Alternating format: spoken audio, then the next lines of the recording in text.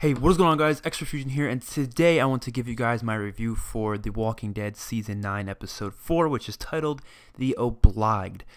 This episode was pretty fucking incredible. One of the best of the season so far. I'd probably say my second favorite of the season. I still think Episode 3 is my favorite. I absolutely loved Episode 3, but this one was pretty damn incredible as well.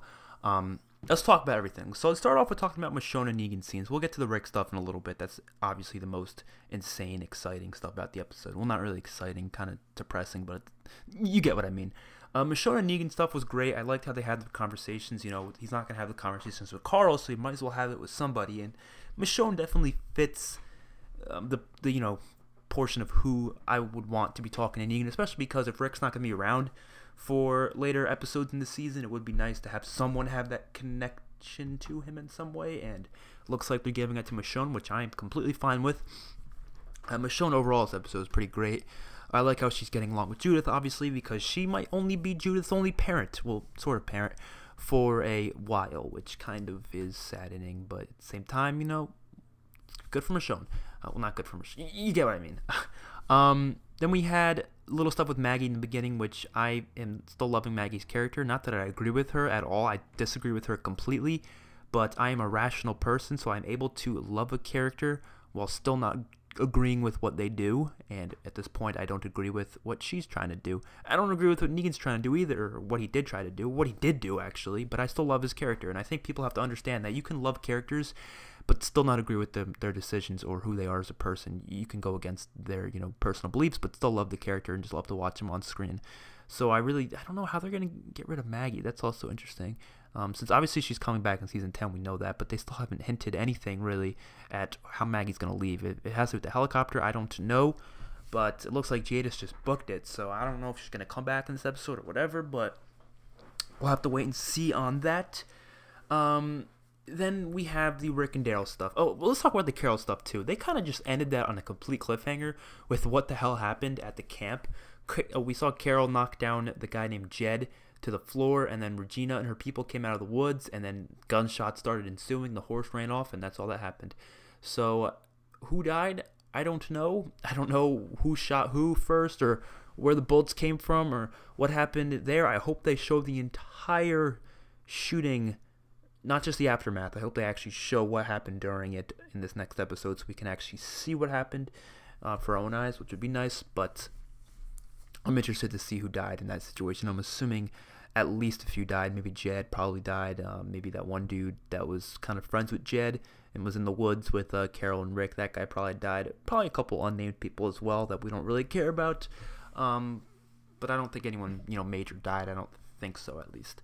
Especially since we might be getting a death, we might not, I don't know, in the next episode. So let's talk about that. So Rick and Daryl had their scene in the pit, which is probably the best part of the episode, I would say. Very, very interesting conversation that they had. Possibly could be their last conversation ever. Possibly, I'm gonna preface that. And I thought it was a really good conversation. I love the callback they had when Rick brought his hand out and said, "Grab my hand, brother." And he said that because that's a callback to Season 2, Episode 5, Chupacabra, when Daryl was severely injured with the arrow through his side of his stomach, just like Rick is now injured, sort of, in a similar way. And he was hallucinating Merle, and Merle grabbed his hand out and said, "Give your old friend Rick a hand," or something like, "Grab your friend Rick's hand." I don't know, something weird like that. Like he was messing with Rick, or he was messing with Daryl, saying like, "Oh, Daryl's best friends with Rick now," and Rick's all he's all friendly with him, and he's like a good guy, and Daryl's not really like that. He's usually kind of a bad dude.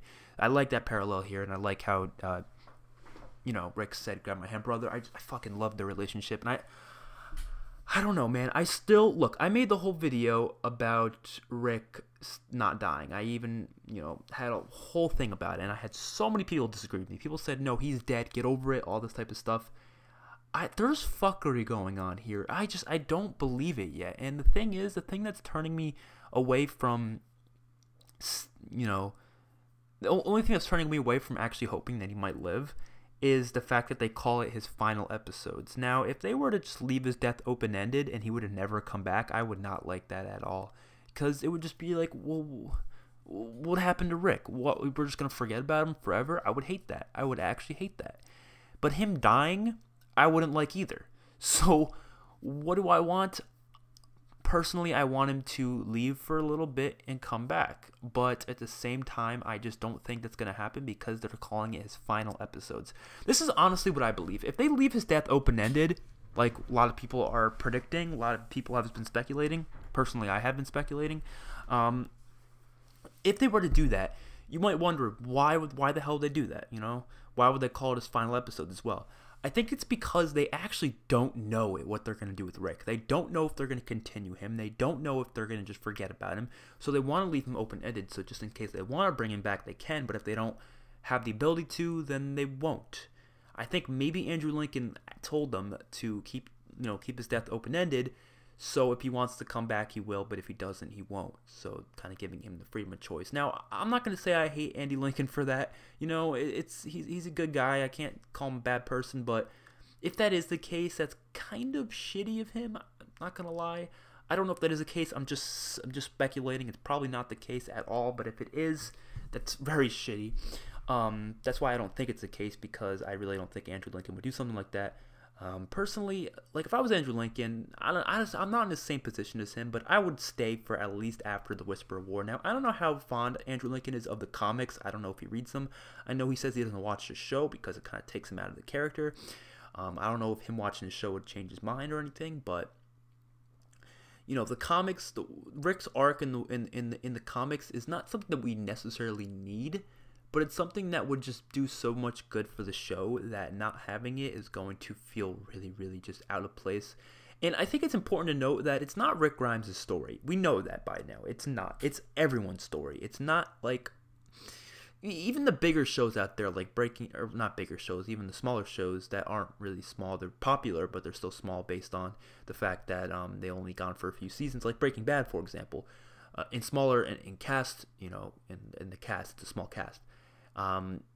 It's Walter White's story, but they have so many other characters that have storylines as well. But the thing that worked so well about Breaking Bad is that they ended it when the main character died, because it was his story from start to finish, and the characters around him all, you know, supported him in some way. Well, when I say support, I mean they affected him in some way, shape, or form. All the other side characters impacted the main one. I don't know if it's the same way in The Walking Dead. I don't think every character impacts Rick specifically. I think there's some characters that have absolutely zero impact on Rick, but still they focus on the story because it's not just Rick Grimes' story, it's everyone's story. They will focus on anyone that, you know, is either a main character or is somewhat impactful to another main character. You know what I mean? So I find that to be, you know, different about the show and why they can definitely continue it without Rick Grimes. I'm not saying it can't continue. I'm just saying I don't want it to, you know? But if they were to leave his death open-ended, why would they be calling it his final episodes? Is it just for ratings? You know, obviously people are going to probably tune in more if they call it his final episodes. Or if they end up not bringing him back, they want to at least be able to call it his final episode, stuff like that. Andrew Lincoln's been giving farewells to people. He's been giving these letters out to people. And all this information just comes out as you saying, there's no way he's going to come back. There's no way he's not going to die. Because why would they not kill him off? It would just not feel satisfying for us.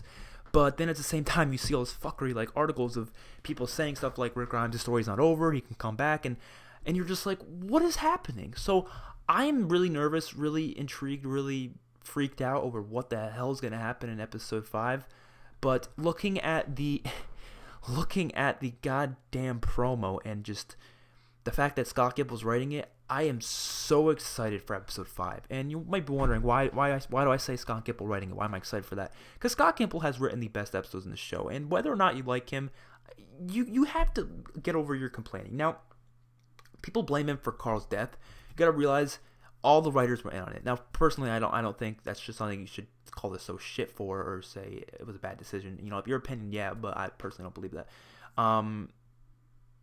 It was all the writers' decision. It's not like Scott Gimple's like, fuck you guys, I'm making this decision, we're killing off Carl, don't even fight it. That's not how it works. That's not how presidency works. That's not how any of that works. Donald Trump doesn't have every option.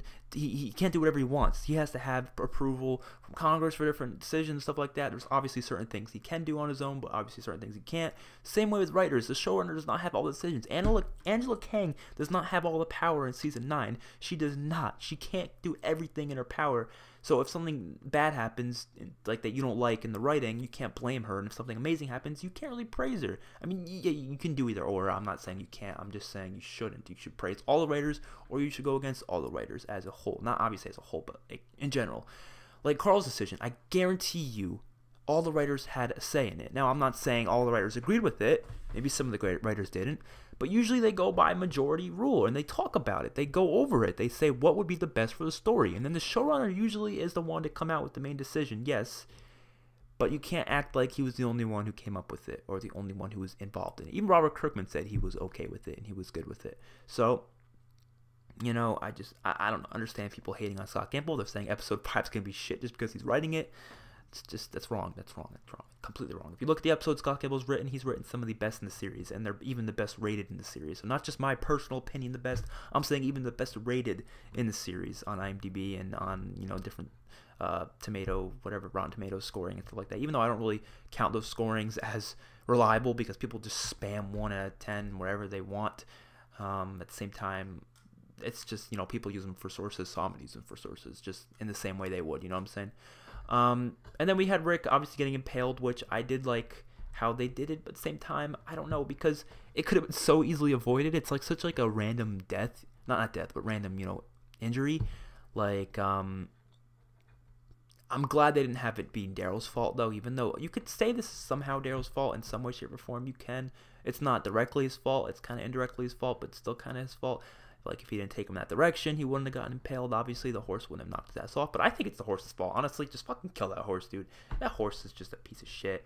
Just out of all the horses we've seen in The Walking Dead, this horse is the worst horse. Someone should do that. A top 10 best horses in The Walking Dead and top 10 worst horses. No, they've had shit tons of horses. I mean, I don't know if they would probably reuse horses, like in terms of, obviously they're not really the same horses as seasons go on in terms of what characters you use. It's not really easy to tell what horse is what, but they probably reuse similar horses for shooting and stuff like that. I would assume, even from probably season 1, they probably reused the horse that died in season 1, episode 1. They probably reused that horse a few times over. I would assume. It just makes sense, you know, save resources, you know. But yeah, hopefully you guys enjoyed. Let me know what you guys thought about this episode. I loved it. Absolutely incredible. Really excited for the next one and for the time skip, and really intrigued to see what the hell they do with Rick Grimes. Hopefully you guys enjoyed. See you guys in the next one. Peace out.